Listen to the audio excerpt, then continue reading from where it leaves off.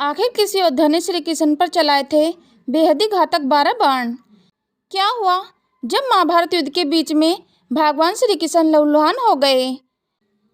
कहा जाता है कि महाभारत के युद्ध में भगवान श्री कृष्ण ने अर्जुन और दुर्योधन को 2 विकल्प दिए थे। पहला विकल्प यह था कि भगवान श्री कृष्ण उनके साथ होंगे लेकिन हथियार नहीं उठाएंगे, या फिर भगवान श्री कृष्ण जी की नारायणी सेना जिसने हर युद्ध में विजय प्राप्त की थी। तब दुर्योधन ने नारायणी सेना को चुना था और अर्जुन ने भगवान श्री कृष्ण जी को चुना। ऐसे में सवाल ये उठता है कि भगवान श्री कृष्ण तो शस्त्र नहीं उठाने वाले थे, तो वह कौन योद्धा था जिसने भगवान श्री कृष्ण पर 12 घात तीर चलाए थे। तो आपको बता दें कि वह योद्धा कोई और नहीं बल्कि सव्य सूर्यपुत्र कर्ण थे। तो चलिए जानते हैं कि महाभारत युद्ध में तब ऐसा क्या हुआ था जब कर्ण और अर्जुन आमने सामने लड़ रहे थे। दोनों के बीच भयंकर युद्ध हो रहा था।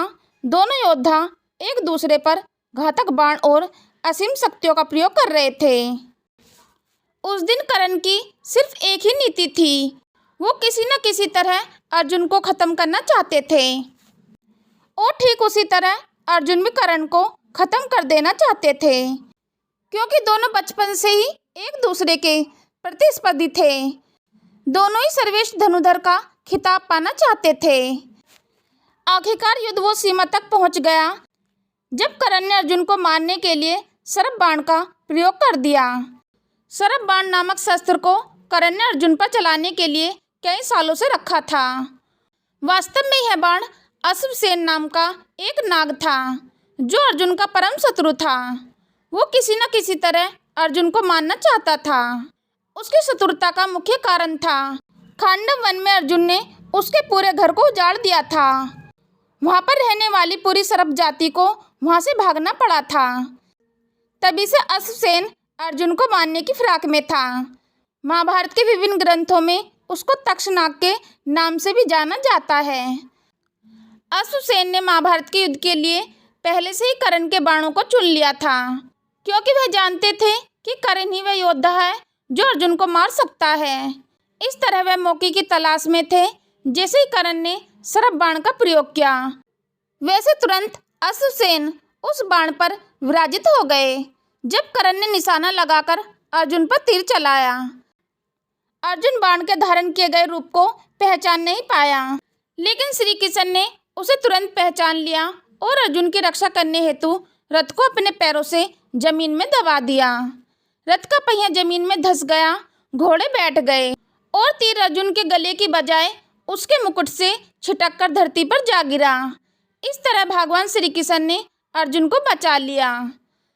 जब अर्जुन और भगवान श्री कृष्ण रथ के पहिए को निकालने नीचे उतरे, तभी मौका देखकर कर्ण ने अर्जुन पर वार करना शुरू कर दिया। तभी अर्जुन की ढाल कोई और नहीं बल्कि श्री कृष्ण बने। उसी समय 12 घात तीर भगवान श्री कृष्ण के शरीर में धंस गए। पूरी सृष्टि के रचयिता भगवान विष्णु के अवतार श्री कृष्ण जी ने उन बाणों के घाव को सह लिया। उसके बाद श्री कृष्ण ने अर्जुन को अश्वसेन के बारे में बताया। तब अर्जुन ने 6 तीरों से अश्वसेन के टुकड़े टुकड़े कर दिए। इस तरह भगवान श्री कृष्ण जी ने सभी पीड़ा सहते हुए अपने प्रिय अर्जुन को बचा लिया। इसी वजह से कर्ण के 12 तीर भगवान श्री कृष्ण ने अपने ऊपर ले लिए। इस तरह भगवान श्री कृष्ण ने अर्जुन सहित सभी पांडवों को अपनी सूझबूझ से कई बार बचाया। आपको क्या लगता है, क्या श्री कृष्ण के बिना पांडव महाभारत युद्ध को जीत सकते थे? हमें कमेंट करके अवश्य बताएं। आशा करती हूँ कि आपको यह वीडियो अवश्य पसंद आई होगी। चैनल को सब्सक्राइब अवश्य करें और बेल आइकन को दबाना ना भूलें और नीचे दिए गए कमेंट बॉक्स में जय श्री कृष्णा राधे राधे अवश्य लिखें। चलो तो दोस्तों, मिलते हैं फिर नेक्स्ट वीडियो में नए ज्ञान के साथ। हम लेते हैं आपसे विदा। धन्यवाद।